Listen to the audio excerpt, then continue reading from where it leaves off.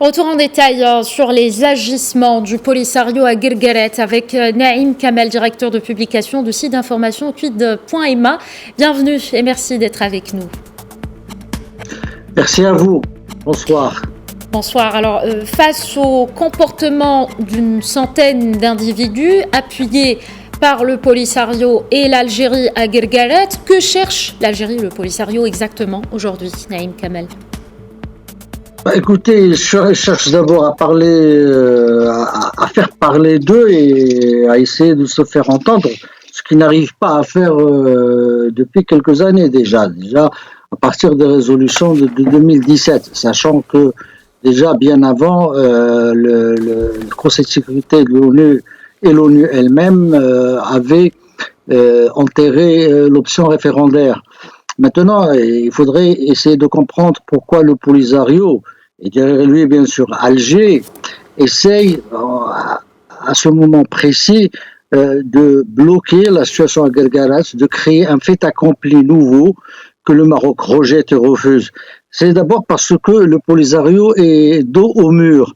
Et pour paraphraser l'expression d'une source proche du dossier, c'est une fuite en avant. C'est une fuite en avant qui s'explique par plusieurs facteurs. D'abord parce que, vous l'avez dit vous-même, votre reportage l'a dit, le Maroc est en train de marquer des points très importants au niveau de l'ONU, comme en témoigne la dernière résolution. Puis ensuite, on sait que l'initiative marocaine d'autonomie, qui date déjà, est de plus en plus qualifiée de sérieuse et de crédible. Et puis, il ne faut pas oublier que dans les camps de Tindouf, la pression et la contestation toujours plus grande des populations qui n'en peuvent plus depuis de ces situations qui durent depuis maintenant pratiquement 45 ans. En plus, on assiste à une représentativité de Polisario de plus en plus contesté, de plus en plus délégitimé par un mouvement alternatif des Sahraouis pour la paix. Écoutez, il y a également, c'est un autre facteur majeur et essentiel, c'est la situation interne à l'Algérie qui n'en finit pas de ne pas se clarifier. On sait que ce pays sort de presque 10 ans ou 14 ans d'absence de présidence due à la maladie du président. Le revoilà qui retombe dans cette situation et pour des raisons aussi bien internes que géopolitiques régionales, ils essayent de déplacer les problèmes. En même temps, il faut dire que l'Algérie aimerait bien voir installer le Polisario dans les zones tampons qu'il appelle les territoires libérés. Alors, le Polisario... Oui, je vous en prie, Naïm. Oui, c'est juste que cet état de choses, cette situation, est soutenu ou réconforté par l'ouverture de plusieurs consulats, dont 15 Africains et un consulat arabe, celui des Émirats Arabes Unis,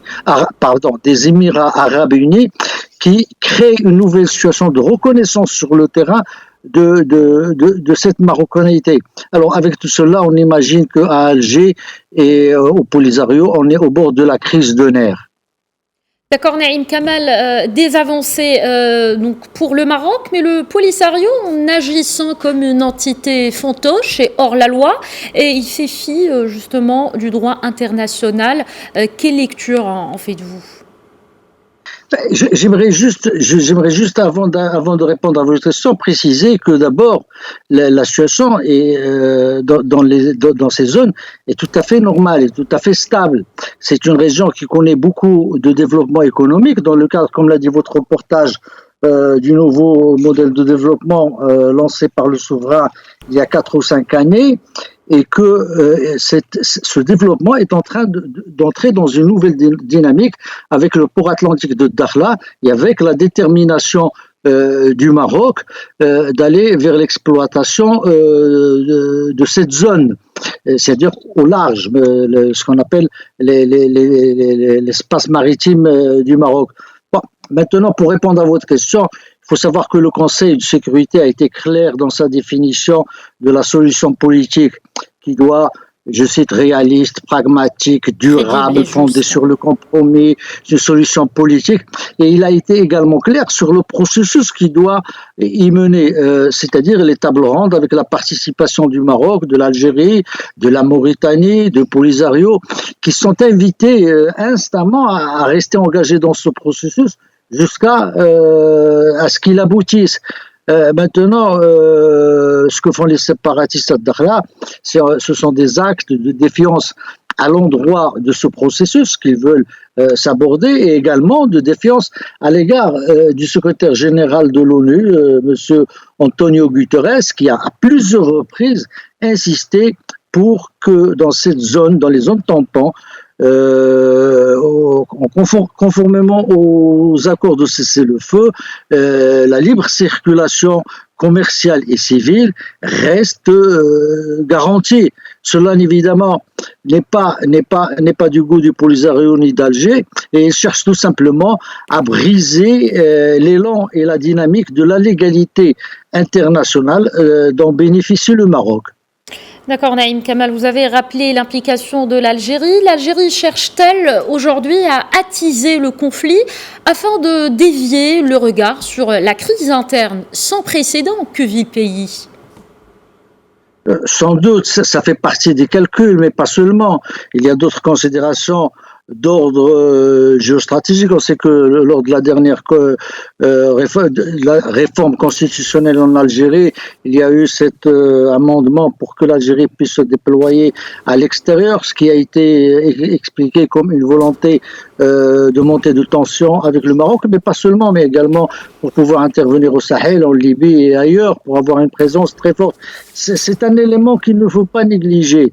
Maintenant, il faut dire que avec le Polisario, ils se mettent dans une situation de hors la loi, parce que ce qui se fait à Gargaras s'apparente au banditisme, s'apparente au gangstérisme.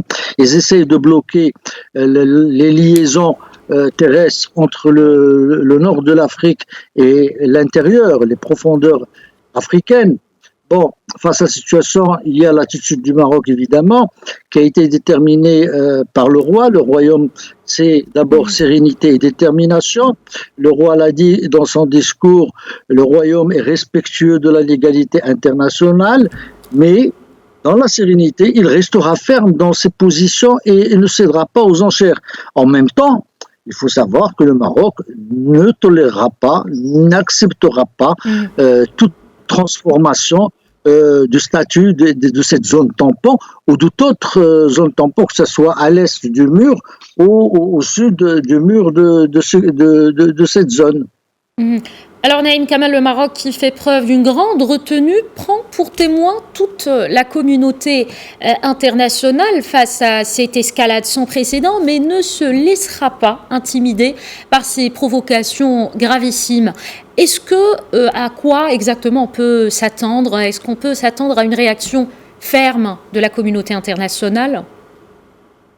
Le Maroc, il faut l'espérer. Il faut espérer que la réaction, déjà on l'a vu lors de la visite de Yves Le Drian, qui s'est dit préoccupé par ce qui se déroule dans la zone de Gargaras. L'Union africaine également, même si son président en exercice, qui est sud-africain, n'est pas équidistant dans ce conflit, l'Union africaine est également préoccupée par ce qui se passe, parce que c'est quand même une poudrière qui peut conduire à